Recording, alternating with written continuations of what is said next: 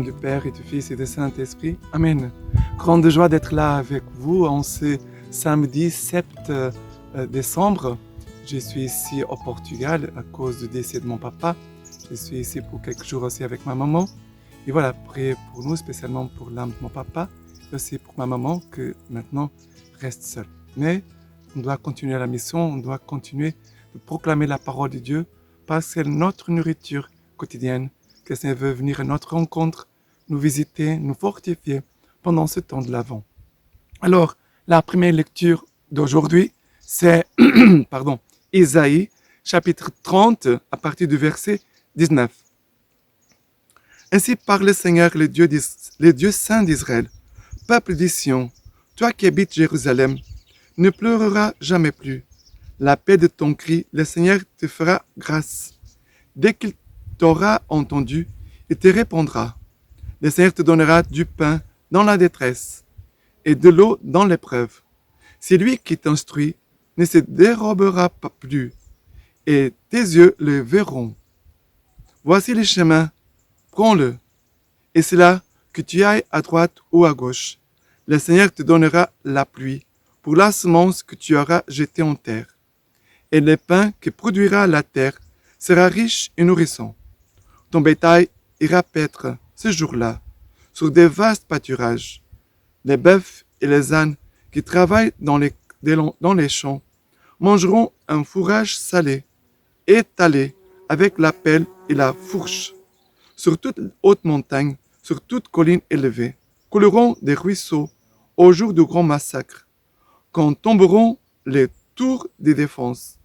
La lune brillera comme le soleil. Le soleil brillera 7 fois plus, autant que 7 jours de lumière. Le jour où le Seigneur pansera les plaies de son peuple et guérira ses meurtrissures. Alors, cette parole du prophète Isaïe, elle est pleine de confiance, pleine d'espérance. Car le Seigneur, il va entendre notre appel, notre cri. À l'appel de ton cri, le Seigneur te fera grâce. Dès qu'il t'aura entendu, il te répondra. Le Seigneur, il vient vraiment nous répondre pendant ce temps de grâce, ce temps de l'Avent. C'est un temps très fort de grâce. Le Jésus qui s'abaisse pour venir à notre rencontre, Jésus qui s'humilie. Il veut nous donner cette grâce de pouvoir, du fond de notre cœur, dans un cœur humble, de crier vers lui, de supplier sa grâce. Mais le Seigneur, vraiment, lui qui nous montre le chemin, lui qui est le chemin, il nous dit, voici le chemin, prends-le.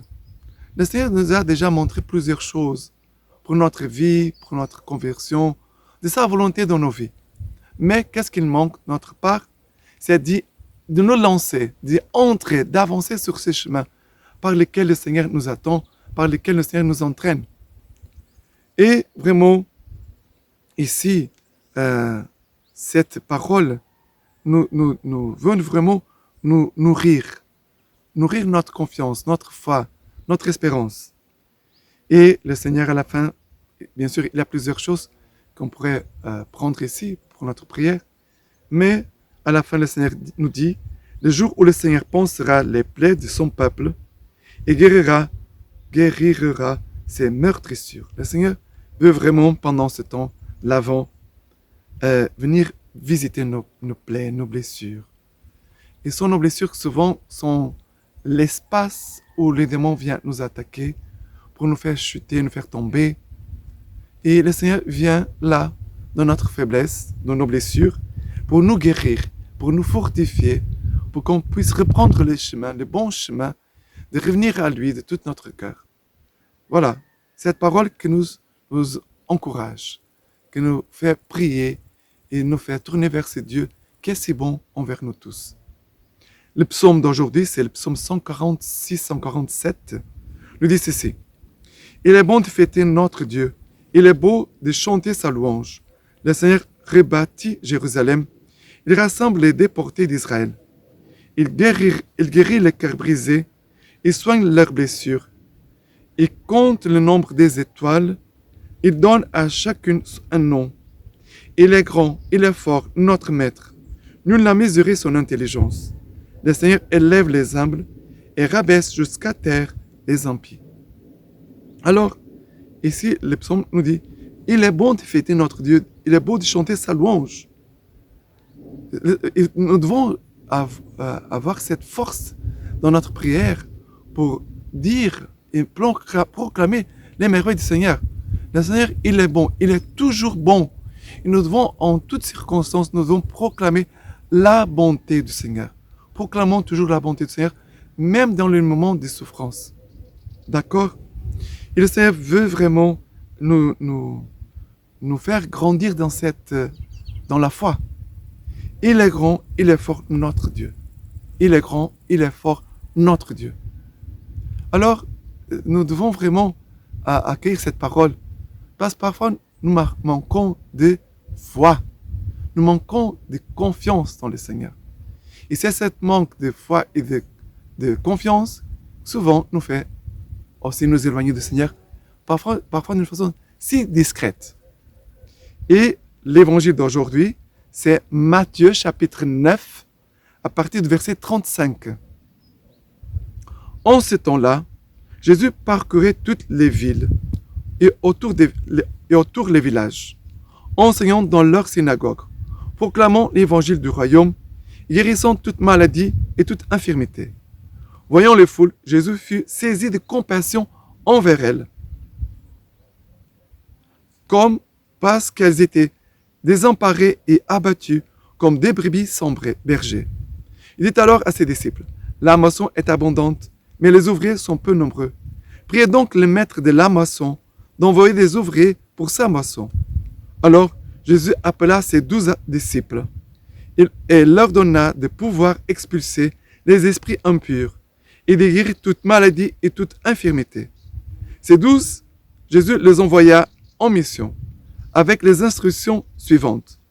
Allez vers les brebis perdues de la maison d'Israël. Sur toute route, proclamez que le royaume des cieux est tout proche.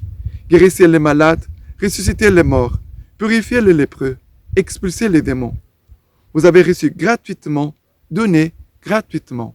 C'est vrai, nous avons reçu beaucoup déjà. Nous avons reçu beaucoup gratuitement de la part du Seigneur. Nous devons aussi donner gratuitement. Voilà cette parole aussi de l'Évangile qui nous parle encore de guérison. Le Seigneur vraiment veut venir guérir toute maladie et toute infirmité, non pas seulement dans nos corps, mais dans nos âmes, dans notre esprit, dans notre intelligence. Parce que parfois notre intelligence est la malade. Elle ne pense pas les choses de Dieu. Elle ne suit pas les paroles de Dieu. Notre mémoire, elle est malade aussi. Parce que notre mémoire retient, garde des mauvaises choses.